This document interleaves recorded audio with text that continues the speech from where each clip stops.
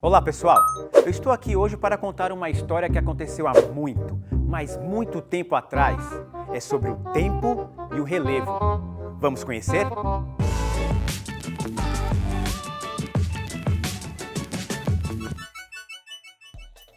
Bem lá no passado, há milhões de anos atrás, os continentes do mundo eram todos grudadinhos. Isso mesmo, era tudo junto e misturado. Mas com o movimento do magma que fica abaixo da crosta da Terra, isso começou a mudar. Com o passar de milhões de anos, a superfície do planeta começou a se movimentar, causando tremores de terra. Esses terremotos começaram a separar os nossos continentes.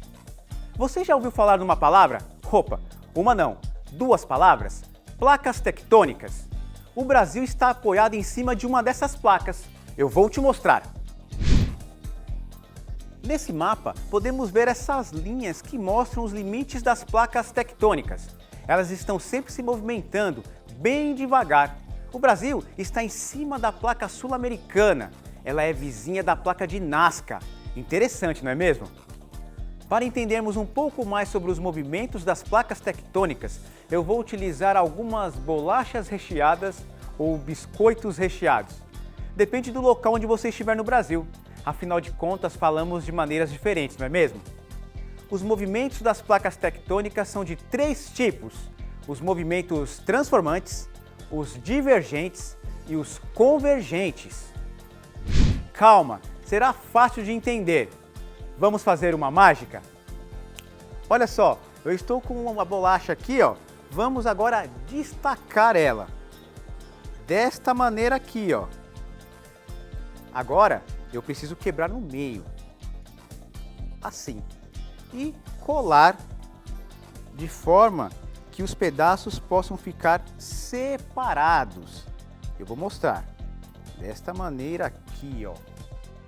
Aqui nós podemos imaginar o movimento divergente, é quando as placas se separam. Geralmente, aqui no meio existe uma área vulcânica que empurra as placas separando uma da outra. Interessante, não é mesmo? Vamos continuar? Aí temos os movimentos transformantes. Eu já estou com a minha bolacha quebrada. Agora eu desço uma parte para baixo, outra para cima e podemos observar esse movimento lateral que algumas placas fazem. Esses movimentos podem gerar atrito, causando terremotos e falhas no relevo, como por exemplo a falha de San Andreas lá nos Estados Unidos. Legal, né? Bora continuar? E por último, nós temos um movimento convergente. É quando a placa avança sobre a outra, ficando desta maneira aqui, ó. É isso que aconteceu na placa sul-americana que está abaixo do Brasil.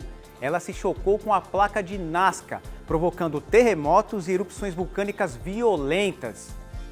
Por causa deste impacto, a placa mais pesada ficou embaixo e a placa mais leve enrugou, formando cadeias de montanhas que hoje chamamos de Cordilheiras dos Andes. Interessante, não é mesmo? E já que eu falei dos terremotos, será que eles existem no Brasil? Sim, eles existem. Mas não precisa ficar com medo, pois os terremotos aqui em nosso país não são tão fortes. Pelo contrário, eles são fraquinhos e quando acontece, a gente nem percebe. O Brasil está longe das áreas de convergências das placas tectônicas. Bom, agora que você conheceu um pouquinho mais sobre as placas tectônicas, vamos dar continuidade ao nosso sobe e desce nesse planeta imenso? Você já foi à praia ou ao interior? São tantas paisagens diferentes, não é mesmo? Temos montanhas, vales, planícies, entre outros. As diferentes formas na superfície do planeta chamamos de relevo. Agora, que tal conhecermos um pouquinho do relevo do Brasil? Bora começar lá no alto, pelas montanhas. Elas são um tipo de relevo com grandes altitudes, bem íngremes e podem passar de 2.000 metros de altura. Além do choque entre placas tectônicas, as montanhas também podem ser formadas através de vulcões e podem surgir pelo desgaste das rochas naquele local. Mas isso leva muito, mas muito tempo. A montanha mais alta do Brasil se localiza no Amazonas. Ela é o resultado do desgaste das rochas que formam o relevo. O Pico da Neblina está a 2.995 metros acima do nível do mar. Uau! São quase 3 quilômetros! mas existem outras montanhas desse tipo no nosso país. Bom, agora vamos descer um pouquinho na altitude e conhecer um pouco dos planaltos. Os planaltos são terrenos antigos, relativamente planos e com altitudes acima de 300 metros do nível do mar. Você sabia que o estado de São Paulo está em um planalto? Sim, o Planalto Paulista, que está a 800 metros do nível do mar. Mas planalto quer dizer planos altos? Boa! Nem todo planalto é super plano, alguns deles têm morros.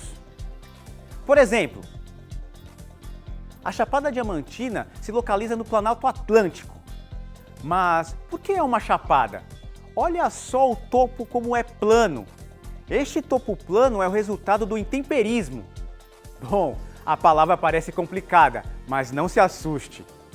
O intemperismo é o conjunto de alterações que as rochas sofrem quando estão expostas à superfície da Terra. Deixa eu explicar melhor. É assim como quando estamos com frio, encolhemos, e quando estamos com calor, deixamos o corpo relaxado. As variações de temperatura nas rochas fazem com que elas se dilatem e se contraiam. Como elas são muito duras, com o passar de muito tempo, isso pode gerar rachaduras. Para entender a ação da temperatura no intemperismo, vamos fazer uma experiência. Bom, se você for fazer essa experiência também, lembre-se de pedir ajuda a um adulto, ok? Vamos lá. Se eu pegar um pedaço de gelo e colocar na água quente, o que você acha que vai acontecer? O gelo racha. Isso mostra como a matéria sólida sofre com a variação de temperatura. Interessante, não é mesmo? O intemperismo também pode ser causado por ventos, chuvas, temperaturas e até seres vivos. Mas como assim? Eles ficam forçando as rochas até quebrarem? É mais ou menos isso. As águas dos rios, por exemplo, também geram atritos ao entrar em contato com as rochas que estão lá no fundo do rio. As laterais dos leitos também vão se desagregando e o material é arrastado rio abaixo. Agora que você já viu que o intemperismo é um agente bem importante na mudança das formas de relevo em nosso planeta, vamos voltar para as paisagens. Falamos das montanhas e dos planaltos. Agora é hora de falar das planícies. Bora lá?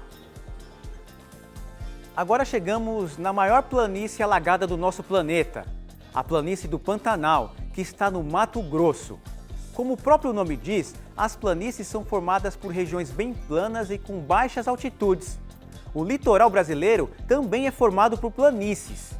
Ainda existe um outro tipo de relevo bem diferente do que eu falei. Eu estou falando das depressões. Elas foram formadas pelas ações do intemperismo e erosões. Um grande exemplo é a Depressão Amazônica, que fica numa região mais rebaixada que as áreas ao seu redor. Agora eu vou te contar uma curiosidade. Durante um certo tempo, essa forma de relevo não aparecia em mapas e estudos de pesquisadores. As depressões só foram aparecer no relevo brasileiro depois de 1990, com a classificação do professor Jurandir Ross. Ele estudou anotações de geógrafos e classificou o relevo do Brasil em 3 tipos: planícies, planaltos e depressões. Que interessante, não é mesmo? Ufa! De tantas subidas e descidas, eu fiquei até cansado. Hoje nós aprendemos um pouco mais sobre a ação do tempo e do intemperismo no relevo do Brasil. Eu espero que você tenha gostado. Continue esse desafio e até a próxima!